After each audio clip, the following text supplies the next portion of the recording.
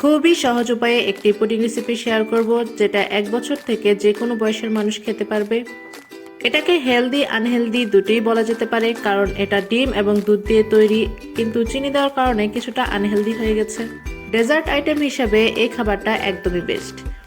এখানে আমি 1/2 লিটারের মতন দুধ নিয়ে নিয়েছি। এটা আমি জাল করে নেব।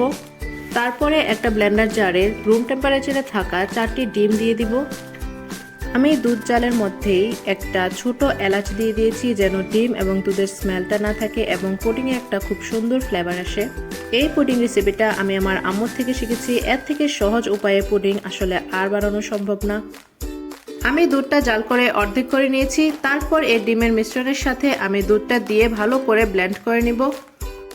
এখানে একটা ছোট্ট টিপস শেয়ার করি, দুধটা কুসুম গরম থাকা অবস্থায় ব্লেন্ড করে নিতে হবে, তাহলে পুডিংটা অনেক ভালো হয়।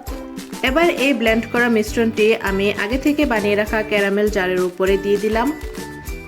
তারপর এই মিশ্রণটা ভালো করে সেট করে নিব। এখানে আমি একটা ছোট ভুল করেছি, এটা আমি যে এলাচটা দিয়েছিলাম সেই এলাচের সাথেই দিয়ে দিয়েছি, ছেঁকে দেইনি। এটা আসলে ছেঁকে দেওয়া দরকার ছিল। আপনারা যখন বানাবেন অবশ্যই মিশ্রণটা ছেঁকে দিবেন। তারপর আমি রাইস কুকারে স্টিম করে নিয়েছি। একদম সহজ উপায়ে ঝটপট এই পুডিংটি একদম পারফেক্টভাবে তৈরি করা যায়। খেতেও দারুণ মজা হয়েছে। আমি এটা ভিতরে কোনো চিনি দেইনি, শুধু ক্যারামেলের মিষ্টিটাই, এটা অনেক মিষ্টি হয়েছে।